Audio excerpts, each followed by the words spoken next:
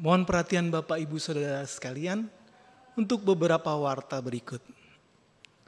Warta selengkapnya dapat Bapak Ibu Saudara-saudari sekalian baca di WAG wilayah masing-masing. Ibadah pagi ini ibadah kita dilayani oleh Pendeta Ayunistia Dwita Prawira dari GKI Kayu Putih. Majelis tugas Penatua Gigi, Penatua Sumarno, Penatua Nita, Penatua Nini, Penatua Riza, dan Penatua Febleus. Pemandu pujian Ibu Elviera dan Ibu Amelia. Pengirim pujian tim Servideo, pengisi pujian Angklung Panti Asuhan Asih Lestari, pendoa Ibu Berta Marpaung, multimedia dan sound system Bapak Hari, Saudara Michelle dan Saudari Vicky. Majelis dan Jemaat GKI Cipinang Elok sebelumnya mengucapkan banyak terima kasih atas pelayanan Bapak, Ibu, dan saudara-saudari sekalian. Sakramen Baptisan Kudus Anak. Apabila tidak ada keberatan yang sah dari jemaat, maka pada hari Minggu 12 Mei 2024 dalam kebaktian umum akan diselenggarakan sakramen baptisan kudus anak dalam diri Gary Raffles, anak dari Bapak William Wijaya Tua Hasiholan dan Ibu Vina Agustina Saragi, dan Kitsugi Van Bergen Priantoro, anak dari Bapak Rangga Agung Priantoro dan Ibu Lucy Imelda Aswin. Keberatan dari jemaat karena alasan yang berdasarkan Alkitab dan tata gereja GKI dapat disampaikan secara tertulis kepada majelis jemaat. Paling lambat tanggal 28 April 2024 setelah kebaktian umum kedua. Pelayanan kesehatan, bidang pelayanan dan kesehatan Majelis Jemaat GKI Cipinang Elok akan melakukan pelayanan kesehatan berupa pemeriksaan gula darah, kolesterol, asam urat, tekanan darah. Kegiatan ini akan dilaksanakan pada hari Minggu 28 April 2024 pukul 11 di ruang gereja. Bapak, Ibu, saudara-saudara sekalian yang ingin mengikuti kegiatan ini dapat melakukan pendaftaran melalui WhatsApp di nomor hotline gereja. Daftar dengan menyebutkan nama dan alamat lengkap. Demikian pemberitahuan ini disampaikan atas perhatian Bapak, Ibu, saudara-saudara sekalian, kami ucapkan banyak terima kasih. Persidangan Majelis Jemaat. Persidangan Majelis Jemaat akan dilaksanakan pada hari Minggu 21 April 2024 pukul 10.47 sampai dengan selesai dan bertempat di F9. Yang dipimpin oleh tim sekretariat, agendanya adalah pengesahan notula PMJ dan BPH, pembahasan dan pengambilan keputusan kehidupan gereja, doa dan renungan. Saudara jemaat yang ingin menyampaikan usulan atau saran dapat memberikannya secara tertulis dalam amplop tertutup dengan mencantumkan identitas diri. Setiap anggota majelis jemaat diminta hadir dalam persidangan tersebut dan jemaat diharapkan mendukungnya dalam doa. Agar sidang berjalan dengan lancar dan hanya kehendak Tuhan sajalah yang selalu diutamakan. Demikian warta pada hari ini. Terima kasih atas perhatian Bapak, Ibu, dan saudara sekalian. Sebelum memulai ibadah, marilah kita siapkan hati dan pikiran kita dengan bersaat teduh sejenak.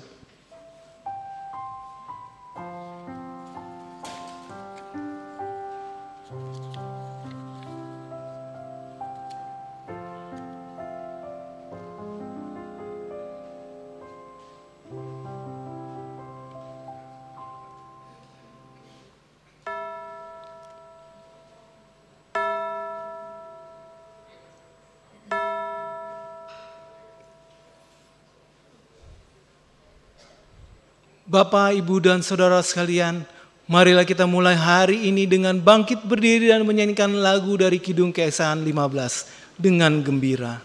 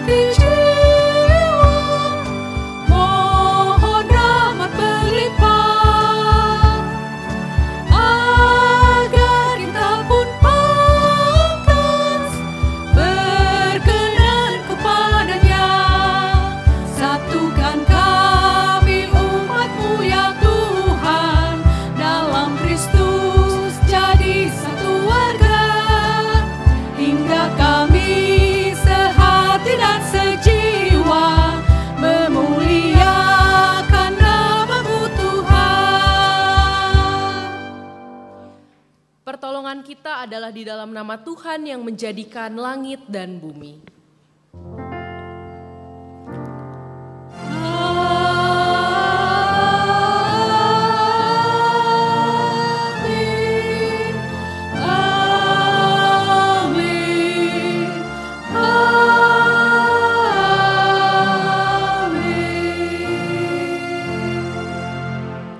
Tuhan beserta saudara. Dan beserta saudara juga. Dipersilakan duduk. Saudara yang terkasih dalam Tuhan Yesus Kristus, Shalom. Pada hari ini kita beribadah di dalam sebuah tema saksi kebangkitan Tuhan. Dan kita akan mengawali ibadah kita dengan satu nats dari Kisah Para Rasul 3 ayat 15. Kamu telah membunuh perintis kehidupan, tetapi Allah telah membangkitkan dia dari antara orang mati, dan tentang hal itu kami adalah saksi.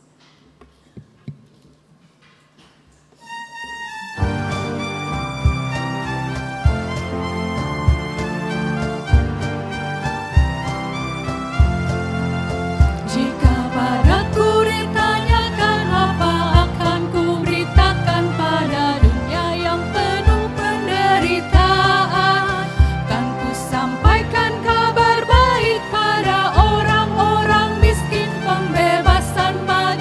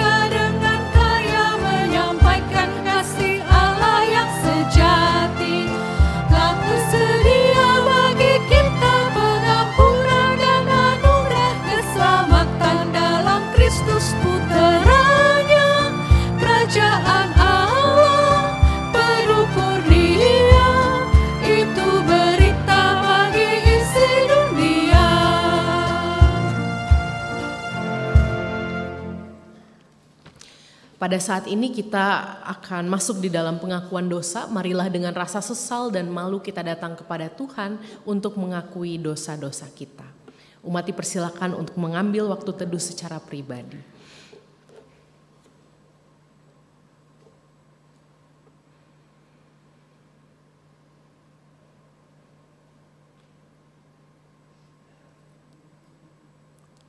Bapa di dalam surga, Bapa yang Maha Kasih, pada saat ini kami datang ya Bapa, dengan segala rasa sesal kami, karena kami adalah manusia yang penuh dosa. Kami adalah manusia yang terkadang lupa bahwa kami adalah anak-anak Tuhan yang menjalani panggilan Tuhan di dalam kehidupan kami. Ketika Engkau memanggil kami untuk mempersaksikan kebaikan Tuhan, kadangkala yang kami lakukan dalam kehidupan kami menunjukkan apa yang menjadi keinginan daging kami. Kami mencari sesuatu yang tidak sesuai dengan kehendak Tuhan, sehingga kadangkala itu menyakiti hati Tuhan dan juga sesama kami. Kami mohon ampun ya Bapa, pada saat ini kami datang dengan kerendahan kami, agar darah-Mu yang kudus, darah Tuhan Yesus Kristus yang akan membasuh kami. Dan biarlah Roh Kudus-Mu juga yang akan senantiasa menolong kami, menuntun hidup kami, sehingga kami semakin serupa dengan Engkau. Di dalam Kristus kami memohon. Amin.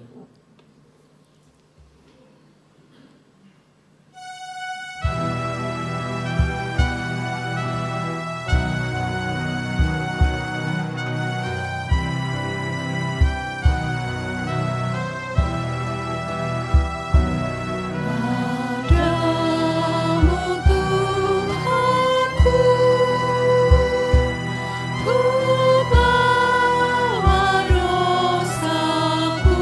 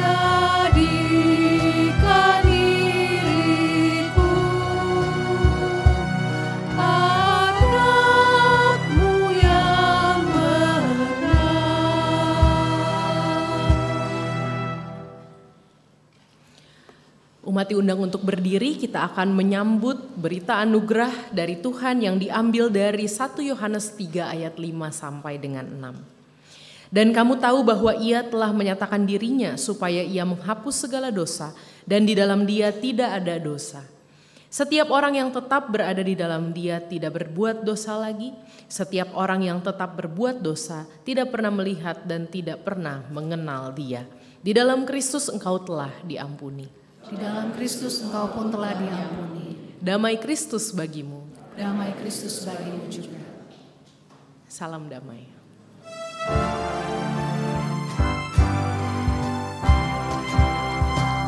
Bersukacitalah selalu, tunjukkan wajah gembiramu. Lihat teman di kanan kiri dan di sekitarmu, berikan salam damai, karena kasih karunia serta pengampunan yang diberi. Hiduplah dalam damai, seorang dengan yang lain, itu kehendak Tuhan bagimu. Hiduplah dalam damai, seorang dengan yang lain, itu kehendak Tuhan bagimu.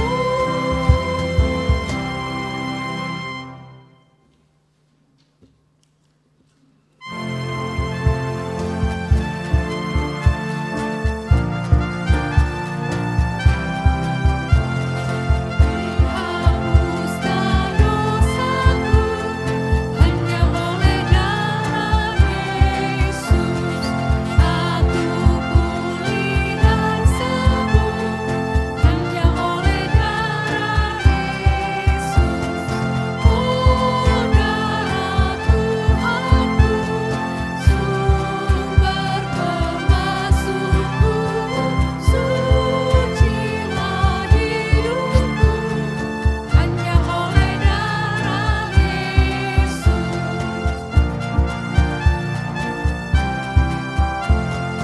Pengampunan dosaku hanya oleh darah Yesus. Penyucian hidupku hanya oleh darah Yesus. Oh, darah Tuhanku, sumber pemasukku, sucilah hidupku hanya oleh darah Yesus.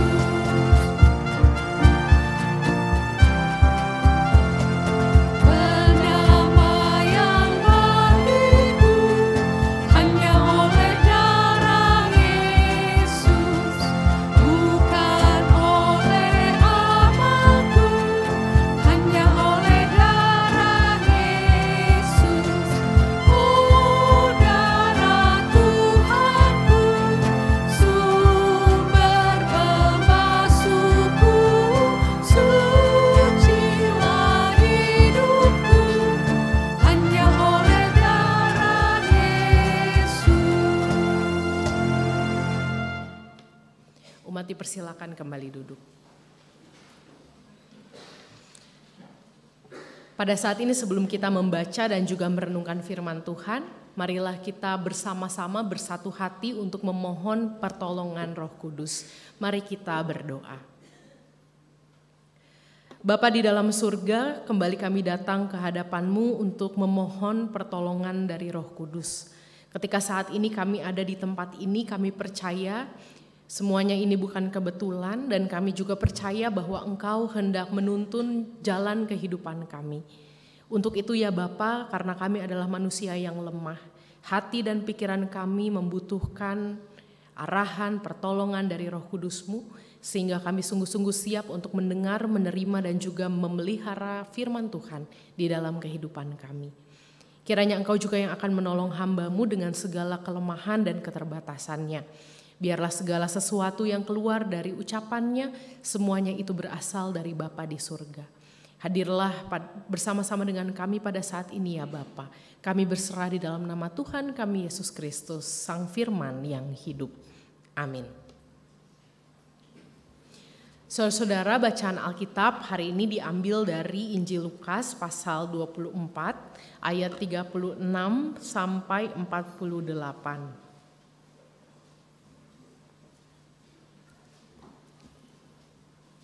Bacaan Alkitab pada hari ini diambil dari Lukas 24 ayat 36 sampai 48. 36b sampai 48. Namun saya akan membacakannya dari ayat yang ke-36 secara keseluruhan. Lukas 24 ayat 36 sampai 48, demikianlah bunyi firman Tuhan.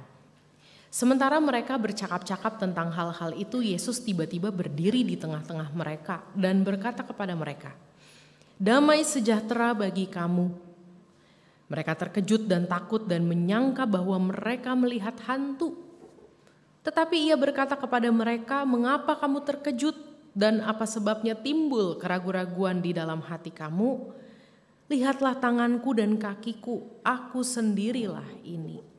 Rabalah aku dan lihatlah, karena hantu tidak ada daging dan tulangnya, seperti yang kamu lihat ada padaku." Sambil berkata demikian, ia memperlihatkan tangan dan kakinya kepada mereka. Ketika mereka belum percaya karena girangnya dan masih heran, berkatalah ia kepada mereka, "Apakah kamu punya makanan di sini?" Lalu mereka memberikan kepadanya sepotong ikan bakar. Ia mengambilnya dan memakannya di depan mata mereka. Ia berkata kepada mereka, "Inilah perkataanku yang telah kukatakan kepadamu ketika aku masih bersama dengan kamu, yakni bahwa harus digenapi semua yang tertulis tentang aku dalam Taurat Musa, nabi-nabi dan Mazmur." Lalu ia membuka pikiran mereka sehingga mereka mengerti kitab suci. Katanya kepada mereka, "Ada tertulis begini, Mesias harus menderita dan bangkit dari antara orang mati pada hari yang ketiga. Dan juga dalam namanya berita tentang pertobatan untuk pengampunan dosa harus diberitakan kepada segala bangsa mulai dari Yerusalem. Kamulah saksi-saksi dari semuanya ini." Demikianlah pembacaan firman Tuhan. Berbahagialah setiap orang yang mendengarkan firman Tuhan dan yang memeliharanya. Haleluya.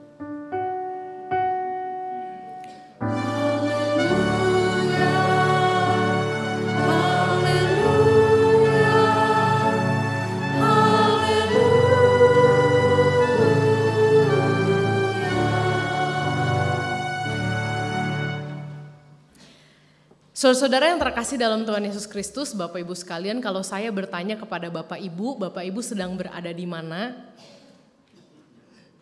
Maka jawabannya mudah sekali ya, Bapak Ibu sedang berada di gereja GKI Cipinang Elok di dalam ruang kebaktian sedang beribadah. Nampaknya sama semua ya.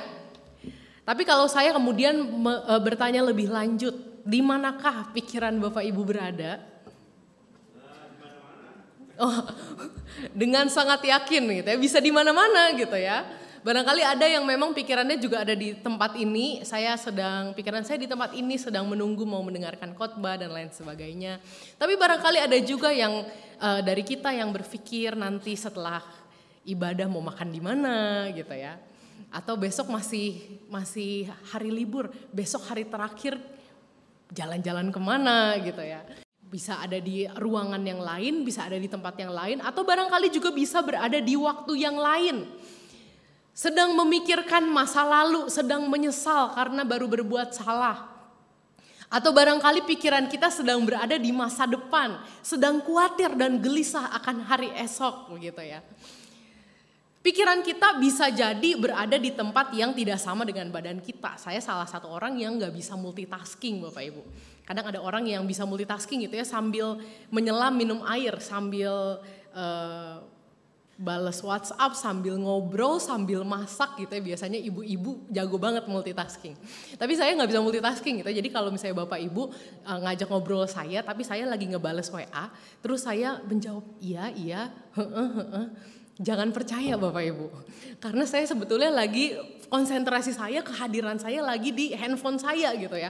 Kadang-kadang saya ngangguk-ngangguk otomatis. refleks gitu ya. Tapi selesai saya taruh handphone saya tanya lagi, tadi apa yang ngomongin ya?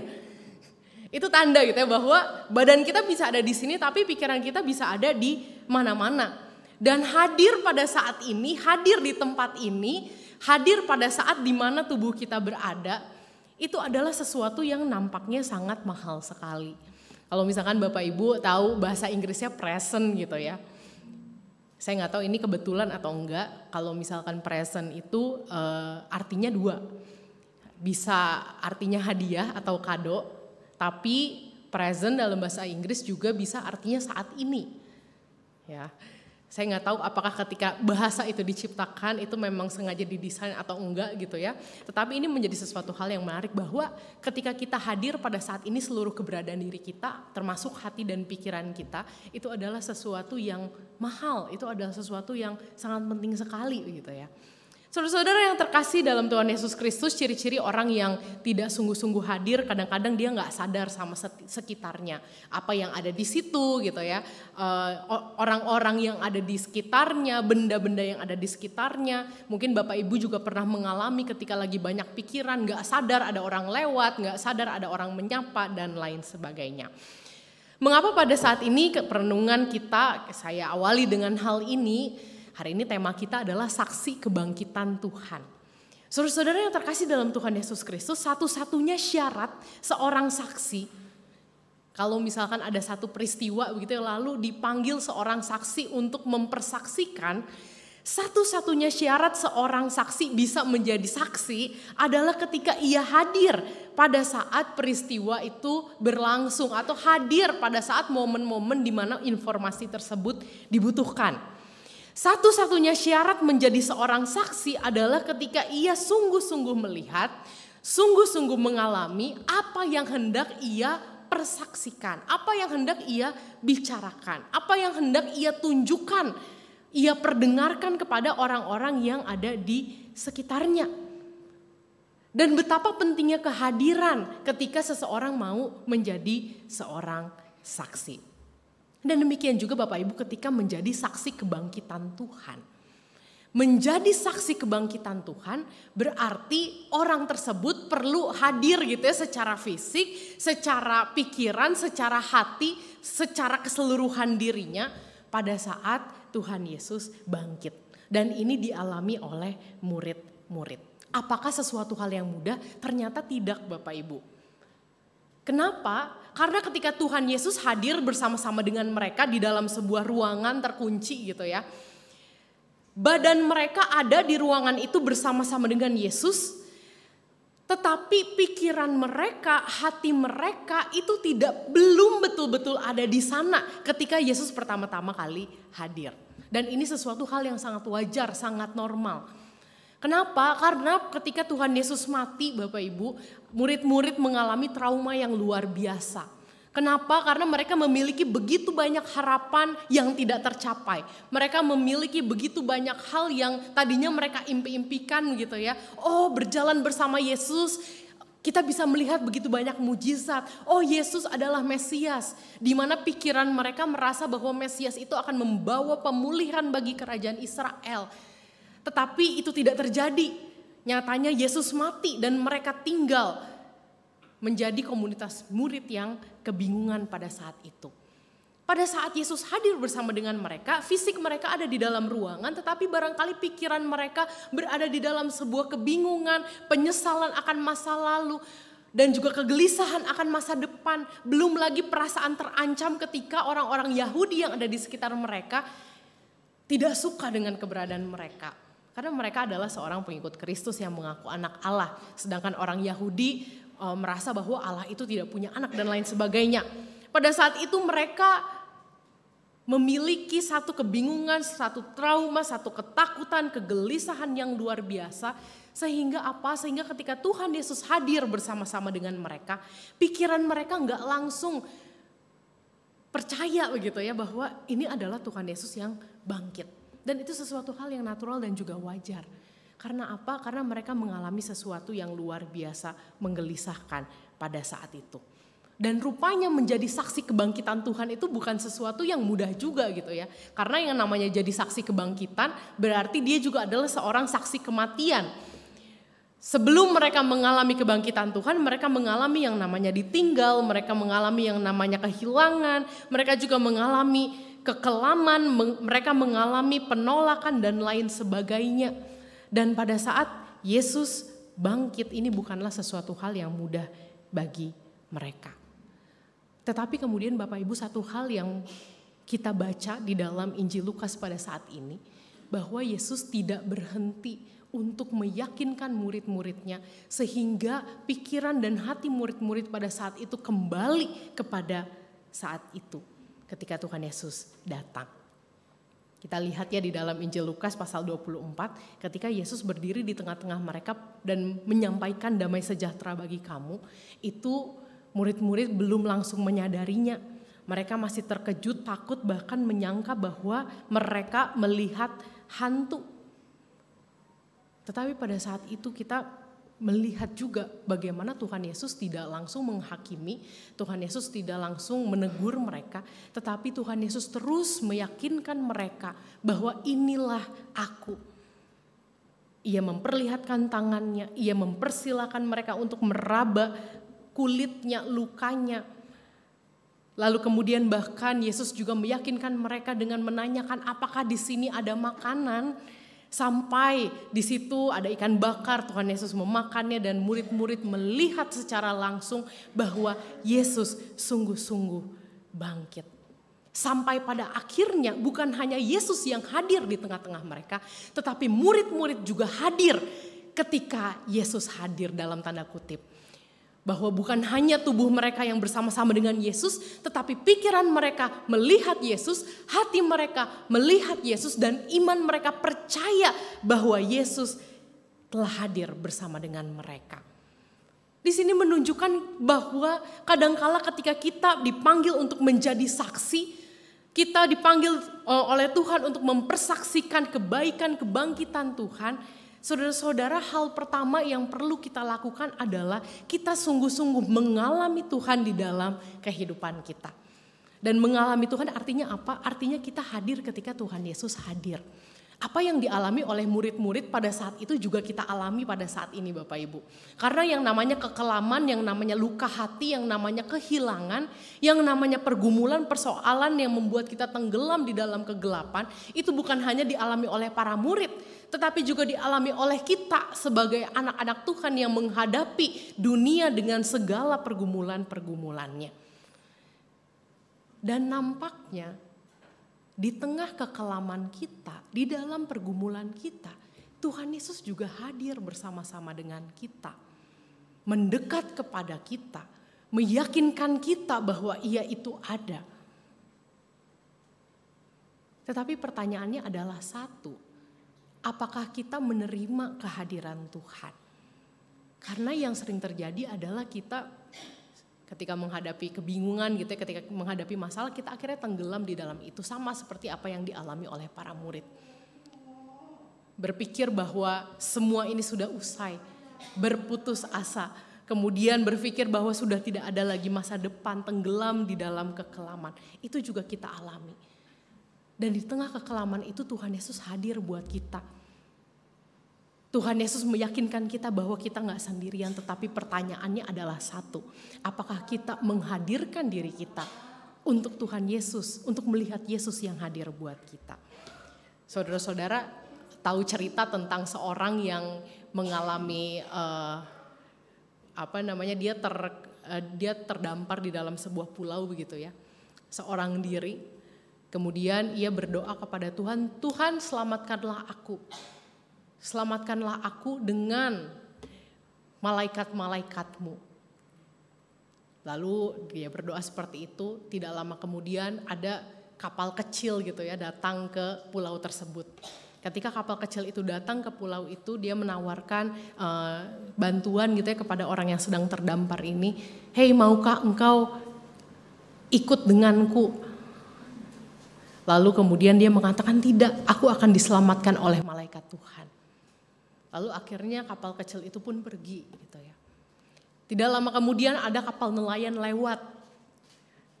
lewat dan juga melihat ada seorang yang terdampar di sebuah pulau. Lalu kemudian dia datang menawarkan bantuan. Hei, kelihatannya kamu terdampar, apakah kamu mau ikut denganku? Lalu kemudian orang ini mengatakan, tidak, aku akan diselamatkan oleh malaikat Tuhan. Lalu akhirnya nelayan itu pergi. Lalu yang ketiga, datanglah kapal yang cukup besar begitu ya. Kapal itu berisi orang-orang yang sedang mencari ikan juga gitu ya, tapi lebih besar. Melihat ada seorang yang terdampar di pulau, lalu menawarkan bantuan. Hei, kelihatannya kamu terdampar, apakah kamu mau ikut denganku? Di sini juga berlimpah, ada makanan. Kalau kamu sudah berhari-hari tidak makan, nanti kamu bisa sakit. Lalu kemudian orang itu mengatakan, tidak, aku akan diselamatkan oleh malaikat Tuhan. Lalu akhirnya kapal itu pergi. Saudara-saudara, kira-kira apa yang terjadi dengan orang ini? Pada akhirnya dia mati di pulau yang tidak ada orangnya gitu ya. Kenapa dia mati? Apakah karena Tuhan tidak menolong dan tidak menjawab doanya? Tidak. Tuhan hadir berkali-kali kepada orang tersebut dengan cara yang begitu rupa, yang berbeda-beda. Tetapi karena ia terjebak di dalam apa yang ia inginkan, ia terjebak di dalam harapan-harapannya, ia terjebak di dalam pikiran-pikirannya sendiri, akhirnya Tuhan yang hadir buat dia untuk menolong dia, tidak ia terima karena ia terjebak di dalam pikiran-pikirannya. Di dalam caranya, Tuhan harus menolongku dengan cara aku diangkat oleh malaikat Tuhan, karena Tuhanku adalah Allah yang maha kuasa. Lalu ketika Tuhan menghadirkan bala bantuan dari yang kecil sampai yang berlimpah, ia tidak menerimanya karena ia terjebak di dalam pikirannya sendiri.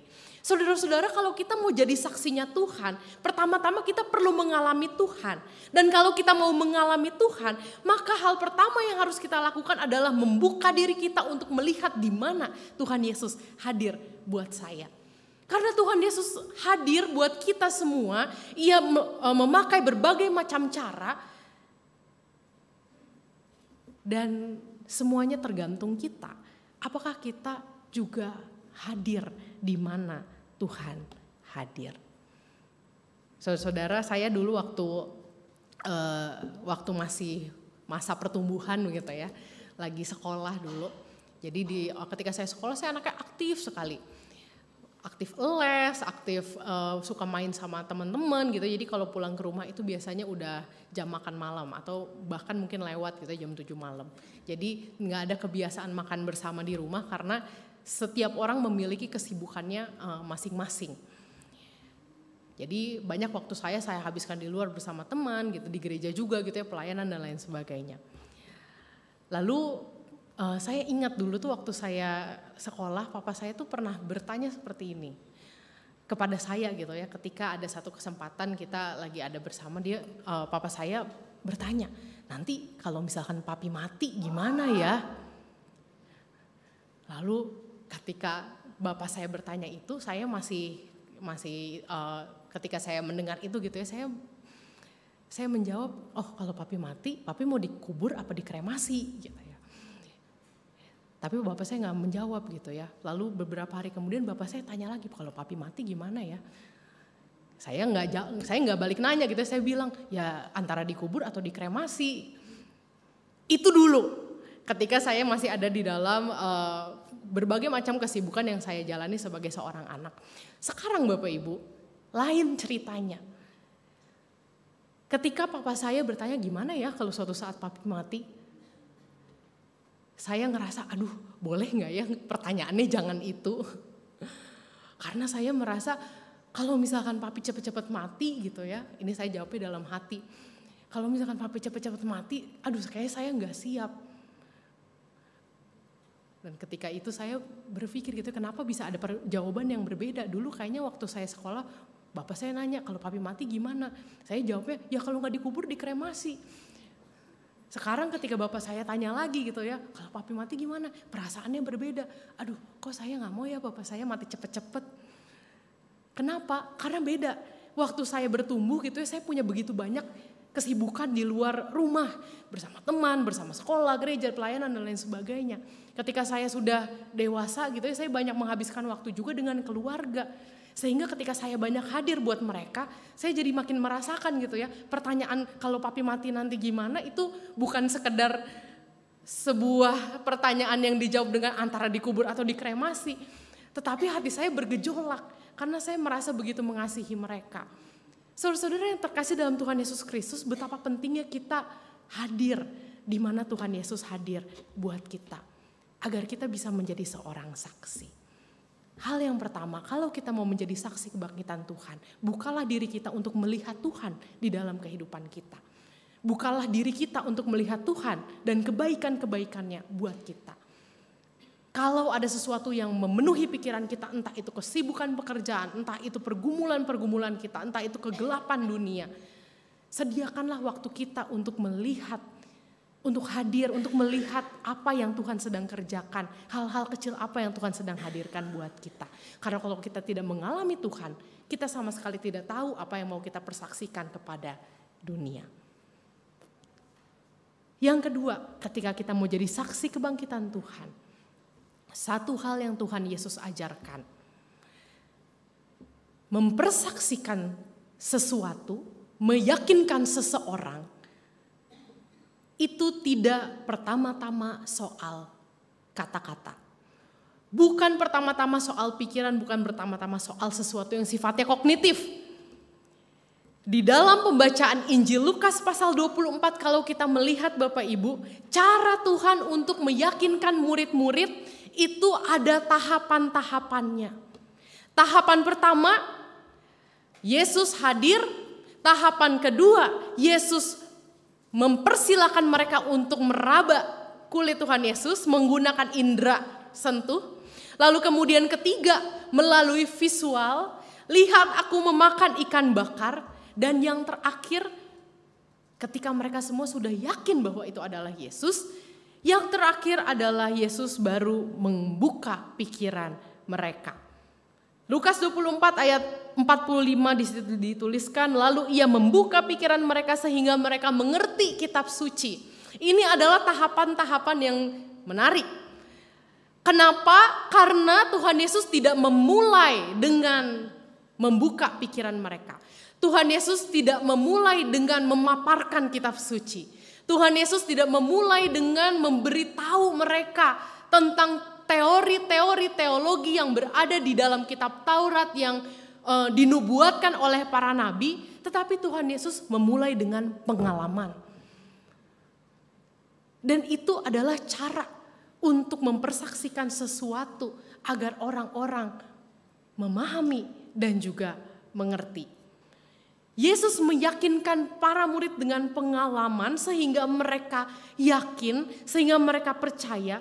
Baru pada saat itu setelah mereka menyadari Yesus hadir, baru Yesus membuka pikiran mereka akan kitab suci. Ini sesuatu hal yang menarik gitu ya. Bahwa bersaksi, mempersaksikan sesuatu itu bukan pertama-tama soal kita berkhotbah begitu ya.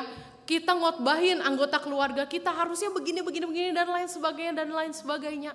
Juga orang kalau ketika dengar khotbah gitu ya di hari Minggu mendengarkan firman Tuhan, apakah hidupnya langsung berubah? Enggak. Karena apa? Karena bersaksi itu pertama-tama bukan soal kognisi. Meskipun betul gitu ya, apa yang kita sampaikan lewat mulut kita sesuatu yang sifatnya logika, pikiran dan juga teori-teori itu juga penting untuk menjadi pengingat dan lain sebagainya. Tetapi ketika kita mau menjadi saksi Tuhan, yang pertama-tama harus kita hadirkan bagi lingkungan kita adalah pengalaman-pengalaman kehidupan. Bagaimana kita memperlakukan orang lain sehingga orang lain mengalami, oh ternyata murid Kristus itu seperti ini. Sehingga orang bisa merasakan, oh berada di sekitar dia itu membawa damai sejahtera. Kenapa ini penting? Ini kalau misalkan dari teori otak gitu ya, katanya otak kita itu lebih bisa menyimpan perasaan daripada mengingat hal-hal detil gitu ya, mengingat perkataan-perkataan. Makanya kalau misalkan kita mengingat masa lalu gitu ya, ada hal yang sangat menyakitkan, biasanya kita nggak ingat detil peristiwanya. Atau mungkin kita ingat gitu ya, tetapi ada hal-hal yang miss. Yang paling kita ingat itu apa? Perasaannya. Sesuatu itu bisa membekas di dalam ingatan kita kalau apa? Kalau itu memberikan perasaan tertentu buat kita. Entah itu senang banget gitu ya, atau itu adalah perasaan yang sangat menyakitkan. Biasanya itu yang membekas. Kalau ada satu peristiwa berjalan gitu ya, ada orang ngomong sama kita tapi itu tidak memberikan bekas apa-apa di dalam diri kita, biasanya kita gak inget. Dan itu cara kerja otak kita. Maka masuk akal gitu ya ketika Tuhan Yesus datang kepada murid-muridnya, tidak memulai dengan memaparkan isi kitab suci, tidak memulai dengan mengatakan Mesias harus menderita dan bangkit. Toh sebelum Yesus mati itu udah berkali-kali diomongin sama Tuhan Yesus. Tetapi toh ketika kejadian juga murid-murid gak ada yang ingat. Maka ketika Tuhan Yesus bangkit, ia hadir pertama-tama dengan menyentuh pengalaman para murid sehingga mereka betul-betul merasakan bahwa Yesus bangkit. Baru setelah itu Yesus membuka pikiran mereka akan isi kitab suci. Maka ini mau bicara apa? Menjadi saksi kebangkitan Tuhan ketika kita sudah mengalami kebaikan Tuhan luar biasa. Tuhan bekerja di dalam hidup saya dan saya ingin mempersaksikan kebaikan Tuhan ini kepada orang-orang di sekitar saya. Tidak cukup hanya dengan perkataan. Karena kalau kita hanya berbicara gitu ya, barangkali orang bisa jadi lupa gitu ya. Atau biasanya kalau kita memberikan satu kesaksian tertentu, bisa jadi yang diingat orang itu bukan Tuhannya tapi orang yang bersaksinya gitu ya. Sekalipun kesaksian juga memiliki satu nilai, tetapi bersaksi itu yang utama adalah melalui sikap hidup kita. Ada banyak anak-anak Bapak Ibu yang pada akhirnya menjadi skeptis tentang agama gitu ya. Atau mungkin bertanya sebenarnya Tuhan itu ada atau enggak sih gitu. Juga mengalami juga di kelas katekisasi di GKI Kayu Putih gitu ya. Ada beberapa pertanyaan, kenapa ya orang Kristen itu, kenapa ya ada Tuhan tetapi orang-orangnya itu menunjukkan perilaku kekerasan. Atau ada juga gitu ya anak-anak yang kemudian skeptis tentang Tuhan, kenapa? Oh, orang-orang tua saya aktif di gereja tapi di rumah saling memukul, melakukan kekerasan. Ini adalah kata-kata yang mungkin tidak asing di telinga kita, mungkin kita juga pernah mendengar. Loh, orang tua saya sih aktif ya di gereja, selalu mengajak saya ke gereja setiap minggu. Bahkan saya selalu ditarik-tarik buat mau ke gereja. Tetapi kok di rumah perkataan mereka tidak sesuai dengan apa yang diajarkan di gereja. Dan itu terjadi ketika kita menularkan sesuatu, kita melakukan sesuatu dan itu dialami menjadi batu sandungan bagi orang-orang di sekitar kita, itu yang akan lebih berpengaruh. Kadang ada juga anak-anak yang berkata, kalau misalkan orang tua saya ngomong gitu ya, menasihati saya tuh entah kenapa rasanya gak bisa terima aja gitu. Misalkan saya disuruh begini, disuruh begitu, susah sekali untuk masuk ke pikiran saya. Karena mereka juga gak ngelakuin. Dan itu kadang-kadang terjadi di dalam kehidupan kita. Kita ingin keluarga kita, orang-orang di sekitar kita melakukan ini itu menjadi orang baik dan lain sebagainya. Tapi sebetulnya yang perlu kita tanyakan adalah bagaimana perilaku kehidupan kita. Karena bersaksi tentang kebaikan Tuhan gak melulu soal perkataan, gak melulu soal mendalami isi kitab suci dengan berbagai macam teori-teorinya. Tetapi yang utama adalah bagaimana kita memberikan kehidupan kita untuk orang-orang yang ada di sekitar kita. Seorang bernama Huxley, dia adalah seorang ilmuwan gitu ya. Teori Darwin sangat dia dukung. Dia adalah seorang yang agnostik gitu ya. Tidak percaya pada agama, tidak mau melakukan berbagai macam hal sampai ia bertemu dengan seorang Kristen. Lalu ia bertanya, kenapa sih kamu beriman? Kenapa sih kamu punya agama? Kenapa sih kamu percaya Tuhan gitu? Lalu kemudian temannya ini mengatakan kepada dia gitu ya. Rasanya kalau saya jawab dengan apa yang saya percaya, kamu pasti bakal punya jawaban. Ya namanya orang ilmuwan gitu ya, biasanya orang yang pintar selalu ada jawabannya. Tetapi yang saya rasakan adalah Tuhan itu mengubah kehidupan saya. Dulu saya tidak punya pengharapan dan pada saat ini ketika saya melalui berbagai macam badai kehidupan saya bersama Tuhan, saya mendapatkan jalan-jalan untuk bisa merasakan damai dan bahagia. Barangkali saya gak bisa menjawab pertanyaan teologis kamu gitu ya, tentang di mana Tuhan, tentang apa itu iman dan lain sebagainya. Tetapi saya merasakan itu di dalam kehidupan saya. Lalu kemudian si Huxley seorang ilmuwan ini melihat gitu ya ke temannya dengan kedamaian yang ia juga bisa rasakan, dengan ketenangan yang juga bisa ia rasakan. Lalu kemudian ia mengatakan, saya rasa Tuhan memang betul-betul ada. Saudara-saudara yang kasih dalam Tuhan Yesus Kristus, kadangkala menjadi saksi itu bukan perihal kita berbicara yang manis-manis, yang bagus-bagus, yang mendalam-mendalam, yang sulit-sulit. Tetapi menjadi saksi kebangkitan Tuhan adalah ketika kita menghidupi kasih Tuhan, membawa damai sejahtera bagi orang-orang yang di sekitar kita. Maka pada saat ini selamat menjadi saksi kebangkitan Tuhan. Biarlah Tuhan yang akan menolong kita. Ketika Tuhan hadir buat kita, terimalah kehadirannya dan biarlah seluruh kehidupan kita boleh menjadi damai sejahtera bagi orang-orang yang ada di sekitar kita. Tuhan Yesus memberkati kita. Amin. Saat hening bagi kita sekalian.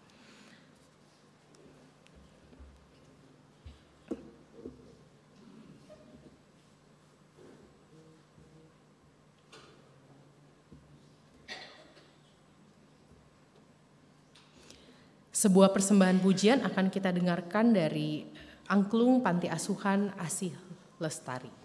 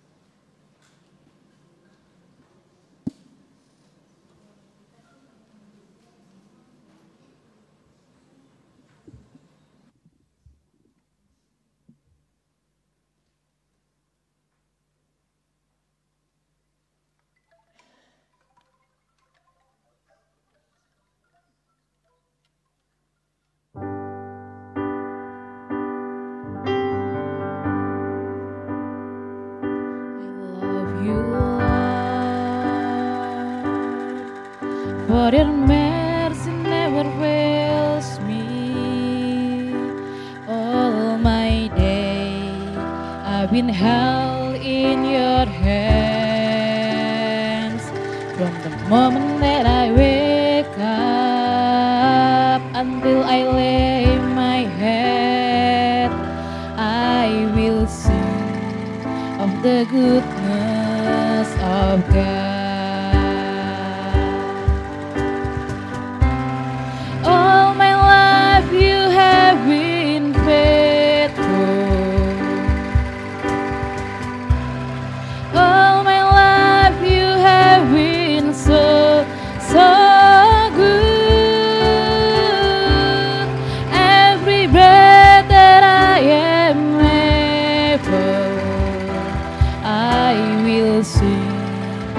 The goodness of God.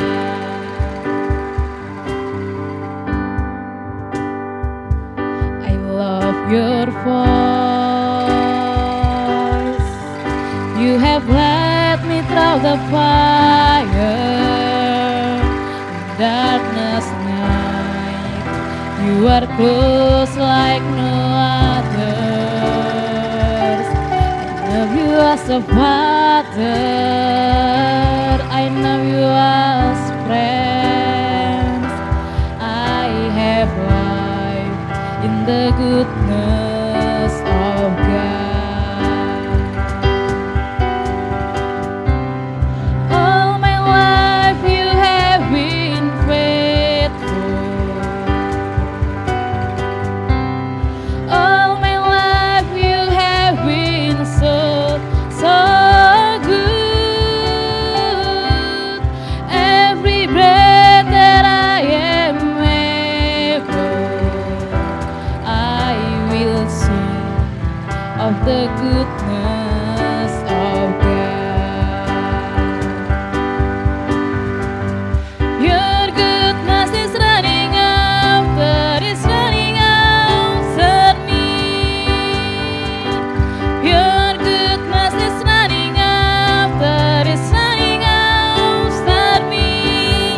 With my life laid down, I surrender now. I give you everything. Your goodness is running after, is running after me. Your goodness is running after, is running after me. Your goodness is running after, is running after me. With my life laid down, I surrender now. I give you everything. Your goodness is running after, is running after me.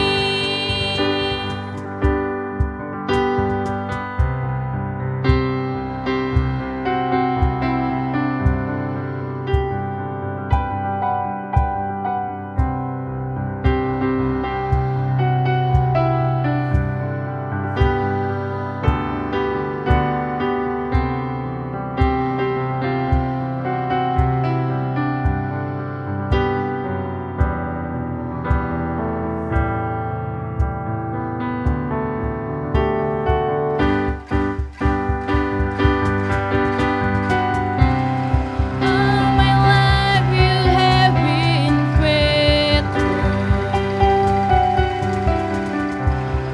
All my life you have been so, so good. Every breath that I am able, I will sing of the goodness of God. All my life you have been faithful.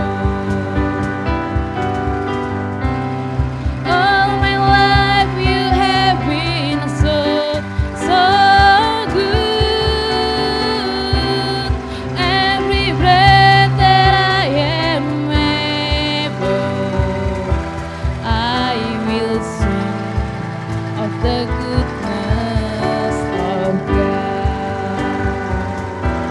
I will sing of the goodness of God. I will sing of the goodness of God.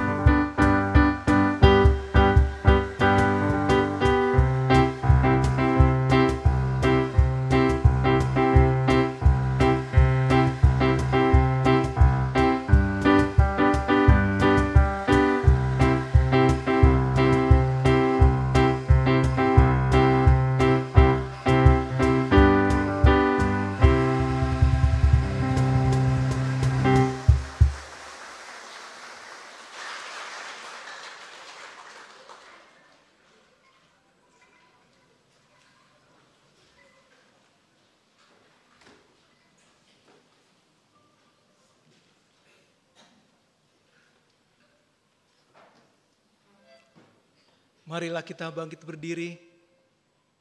bersama-sama dengan umat Allah di masa lalu, masa kini, dan masa depan, marilah kita mengucapkan pengakuan iman rasuli. Aku percaya kepada Allah Bapa yang Maha Kuasa, Khalik langit dan bumi, dan kepada Yesus Kristus anaknya yang tunggal Tuhan kita, yang dikandung daripada Roh Kudus, lahir dari anak darah Maria, yang menderita sengsara di bawah pemerintahan Pontius Pilatus, disalibkan, mati dan dikuburkan, turun ke dalam kerajaan maut, pada hari yang ketiga, bangkit pula dari antara orang mati, naik ke surga, duduk di sebelah kanan Allah, Bapa yang Maha Kuasa, dan dari sana ia akan datang untuk menghakimi orang yang hidup dan yang mati. Aku percaya kepada Roh Kudus, gereja yang kudus dan am, persekutuan orang kudus, pengampunan dosa, kebangkitan orang mati, dan hidup yang kekal. Amin. Umat dipersilahkan duduk. Mari kita bersatu di dalam doa, kita naikkan doa syafaat kita. Bapa di dalam surga, kembali kami datang ke hadapan-Mu ya Bapa. Kami bersyukur untuk segala sesuatu yang Engkau boleh hadirkan di dalam kehidupan kami. Untuk kekuatan yang Tuhan berikan, untuk kebaikan Tuhan yang boleh kami lihat, dan juga untuk setiap pemeliharaan Tuhan yang menjadikan kami ada sebagaimana kami ada pada saat ini. Kami bersyukur karena Engkau tidak pernah meninggalkan kami, dan pada saat ini Tuhan, ajarlah kami, urapilah kami agar kami juga boleh menjadi saksi kebangkitan Tuhan, saksi dari kebaikan dan juga perbuatan Tuhan yang sudah kami alami. Pada saat ini Tuhan, kami juga hendak menaikkan permohonan-permohonan kami untuk sahabat-sahabat, rekan-rekan, saudara-saudara kami yang sedang membutuhkan topangan doa. Kami berdoa untuk opa-oma yang berada di tengah-tengah persekutuan kami ini. Kami berdoa untuk Oma Betsy, untuk Oma Li Weiniu, ibu dari Bapak Hari Sofian, dan juga kami berdoa untuk saudara-saudara yang sedang dirawat di rumah sakit. Untuk Ibu Surti Hudowikromo dirawat di Rumah Sakit Halim, untuk Pendeta Emeritus Mariam dirawat di Rumah Sakit Premier Jatinegara karena pendarahan otak, untuk Ibu Rinizen yang dirawat di Rumah Sakit Siloam Bogor karena terkena stroke. Ya Bapak, kiranya Engkau yang akan menolong setiap perawatan yang mereka terima di rumah sakit. Kami mempercayakan dokter dan juga setiap perawat agar apa yang mereka terima, setiap pengobatan, tindakan dan juga perawatan di sana sungguh-sungguh boleh mendatangkan kesembuhan bagi mereka. Kami juga berdoa bagi saudara-saudara kami yang sedang berada di rumah dirawat karena sakit, untuk Oma Ermi, ibu dari Bapak Tanto dan ibu mertua dari Penatua Laurina Ingkiriwang, untuk Oma Tina Gunawan, untuk Ibu Murni Lazebua, ibu dari Penatua Teddy Talaum Banua, juga untuk Oma Marta Mulyadi. Kami berdoa Tuhan agar setiap perawatan yang mereka terima di rumah boleh menjadi perpanjangan tangan kuasa Tuhan menyembuhkan mereka. Juga untuk setiap pendampingan dari keluarga, kiranya Tuhan juga yang akan limpahkan cinta kasih, damai sejahtera serta kekuatan agar segala sesuatunya boleh mendatangkan kebaikan bagi mereka. Kami juga berdoa untuk saudara-saudara kami yang sedang dalam proses pemulihan atau terapi, untuk Ibu Pingkan Lantang, Bapak Untung Tobing, Ibu Endang di Medan pasca stroke, juga Bapak Tony Magani, juga jemaat dan simpatisan kami yang lain yang namanya belum dapat kami sebutkan satu persatu. Kiranya Tuhan di dalam proses pemulihan ini mereka juga dapat menyambut penyembuhan dari Tuhan yang sempurna. Kami berdoa untuk setiap proses terapi yang juga mereka jalani, kiranya semuanya itu juga boleh mendatangkan kebaikan. Bapa di dalam surga, kami juga berdoa untuk jemaat dari GKI Melur di dalam berbagai pergumulan dan pelayanan sumber daya manusia di sana. Kiranya Tuhan, Engkau yang memahami apa yang mereka pergumulkan dan juga segala sesuatu yang mereka upayakan, kiranya Tuhan berkati sehingga umat Tuhan yang membutuhkan pelayanan di sana juga boleh merasakan pertolongan dan juga pemeliharaan Tuhan. Kiranya Tuhan menjawab dan menyediakan segala sesuatu yang menjadi kebutuhan mereka. Bapa di dalam surga, kami juga pada saat ini mengucap syukur untuk kegiatan LDK Komisi Remaja di hari Senin 8 April di Bogor yang sudah berjalan dengan lancar. Dan ketika LDK ini sudah usai, kiranya ilmu yang didapatkan bisa diaplikasikan secara nyata di tengah-tengah pelayanan mereka di tempat ini, boleh menjadi terang dan juga berkat bagi setiap anak-anak remaja yang mereka layani. Dan biarlah Tuhan, kami juga rindu agar komisi remaja boleh terus menjadi komisi yang Tuhan peliharakan. Juga kami berdoa Tuhan untuk persiapan arus mudik lebaran dan para petugas di masa-masa akhir Idul Fitri. Kiranya Engkau yang akan menolong agar setiap warga yang bepergian jauh Tuhan berikan keselamatan. Kami berdoa juga agar para petugas diberikan kesehatan di dalam mengatur arus mudik lebaran, dan biarlah Tuhan warga negara yang sedang bepergian jauh ini juga boleh kembali ke tempat masing-masing menjalani aktivitas pekerjaan mereka dalam keadaan yang baik dan sehat. Kami juga berdoa Tuhan untuk daerah-daerah yang terkena bencana banjir, gempa, longsor, dan juga warga yang terdampak cuaca ekstrim. Ya Bapa, di tengah situasi yang kurang kondusif ini, kami berdoa agar Tuhan yang akan berikan pertolongan melalui sahabat-sahabat, melalui orang-orang yang Tuhan gerakan hatinya, dan juga melalui apapun juga yang bisa Tuhan pakai. Biarlah mereka memperoleh kekuatan, mereka juga diperlengkapi untuk setiap kebutuhan-kebutuhan mereka, dan mereka bisa melanjutkan kehidupan mereka dengan pengharapan dan kekuatan yang asalnya semuanya dari Tuhan. Kami juga pada saat ini hendak berdoa buat pergumulan setiap keluarga, baik kami secara pribadi yang sedang mencari kehendak Tuhan untuk memulihkan keluarga kami. Ya Tuhan, kiranya Engkau yang akan menolong. Di dalam relasi berkeluarga ada begitu banyak hal yang terjadi, ada harapan yang masih terus kami doakan, ada upaya yang terus kami lakukan. Ya Tuhan, kiranya Engkau hadir untuk memberikan jalan keluar, untuk memberikan terang pengharapan, sehingga setiap keluarga Tuhan di tempat ini dapat beroleh pemulihan dengan cara Tuhan yang menolong. Juga kami berdoa Tuhan bagi setiap kami yang bergumul di tengah pekerjaan. Tuhan, kiranya Engkau yang akan memberikan apa yang baik. Kau juga berikan keteguhan iman, keteguhan hati, sehingga setiap kami yang bergumul di tengah pekerjaan kami boleh tetap berada di jalan Tuhan.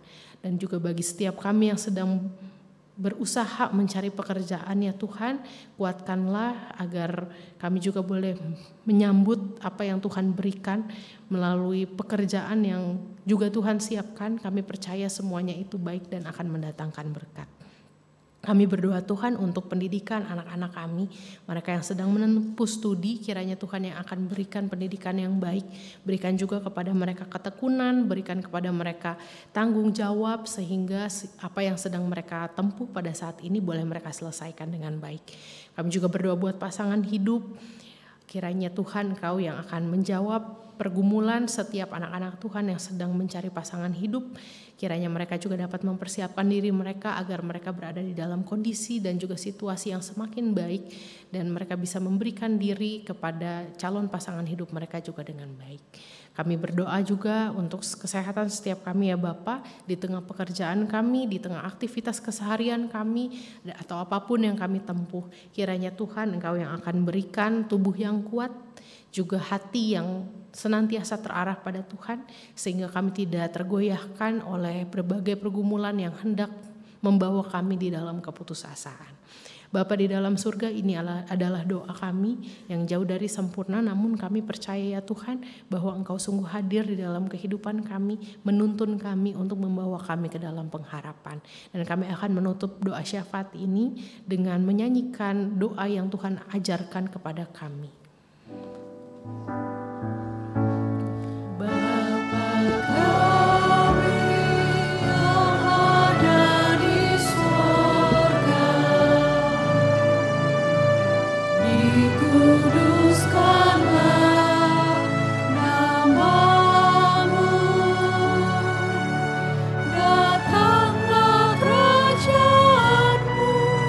Jadilah kehendak-Mu di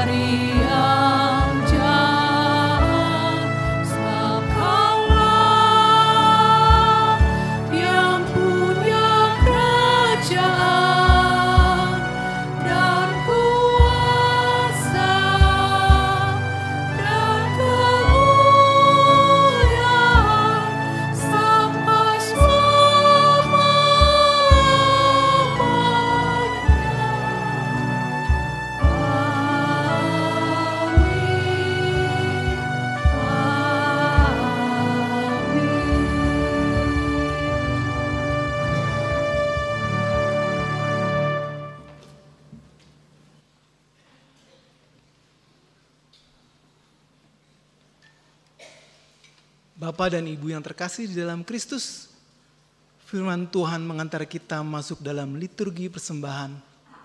Nats persembahan diambil dari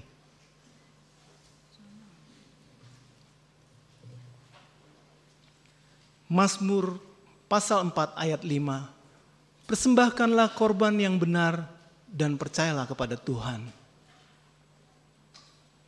Dalam tiap ibadah bersama, jam 9 dan jam 5 sore, persembahan akan diedarkan lewat kantong persembahan.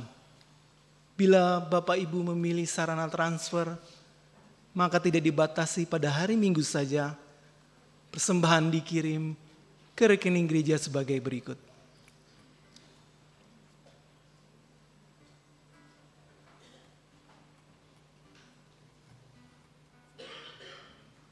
Dan pada tiap hari kerja tata usaha gereja, persembahan dapat dimasukkan ke dalam kotak persembahan di kantor tata usaha. Marilah sekarang kita membawa rasa syukur kita dengan pujian hidup kita yang benar.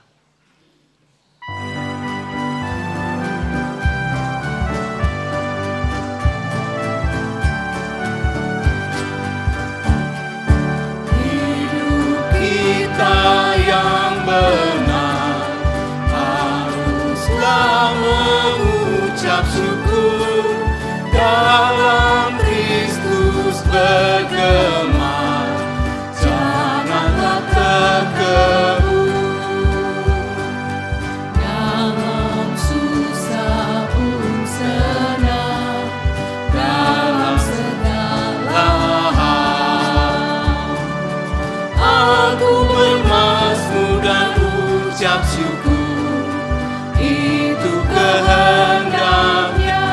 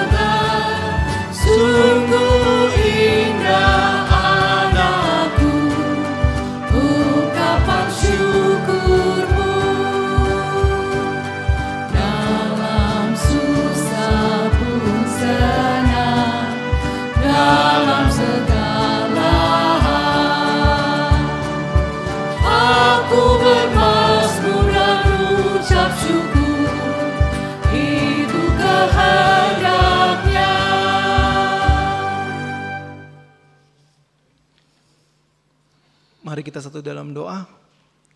Bapa, kami bersyukur atas semua yang telah Engkau berikan kepada kami. Kami kembalikan melalui persembahan ini.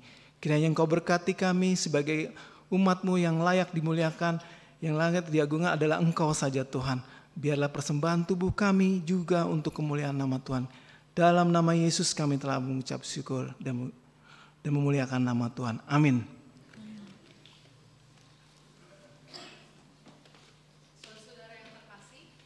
Pada saat ini kita akan kembali ke dalam kehidupan kita masing-masing.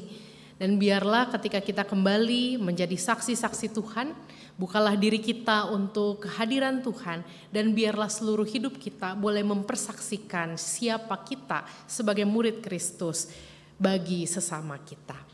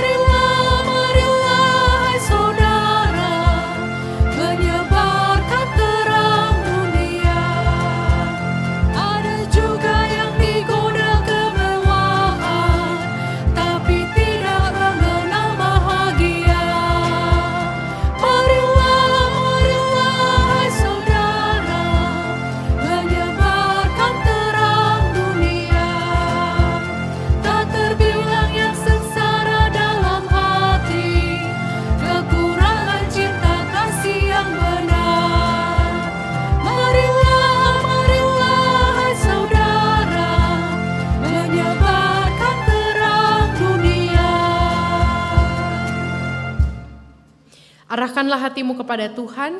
Kami mengarahkan hati kami kepada Tuhan. Jadilah saksi Kristus. Syukur kepada Allah, Terpujilah Tuhan. kini dan selamanya. Terimalah berkat dari Tuhan. Tuhan memberkati saudara dan melindungi saudara. Tuhan menyinari saudara dengan wajahnya dan memberikan saudara kasih karunia. Tuhan menghadapkan wajahnya kepada saudara dan memberikan saudara damai sejahtera.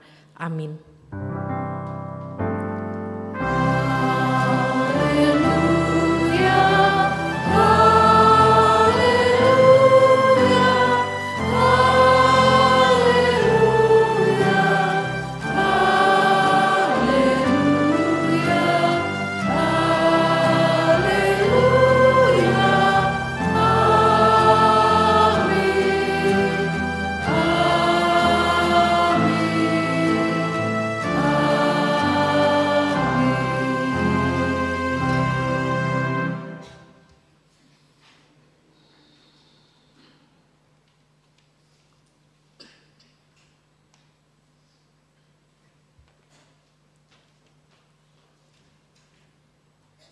Marilah kita menyanyikan kembali, marilah, marilah hai saudara.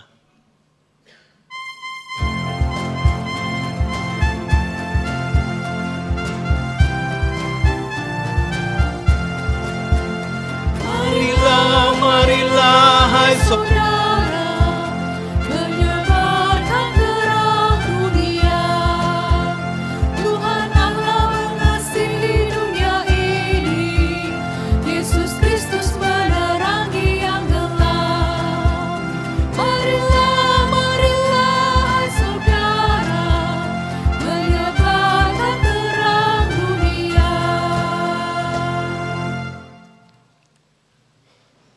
Kebaktian hari ini telah selesai. Umat dipersilakan duduk. Mari kita bersatu teduh sejenak.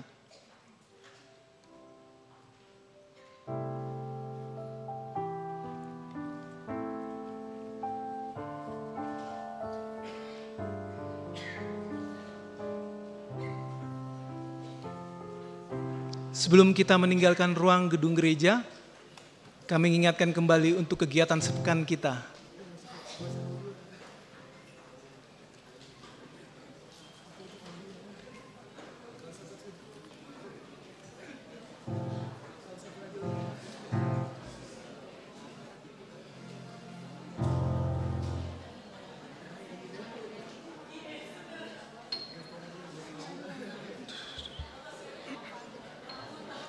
Selamat hari Minggu, Tuhan Yesus memberkati.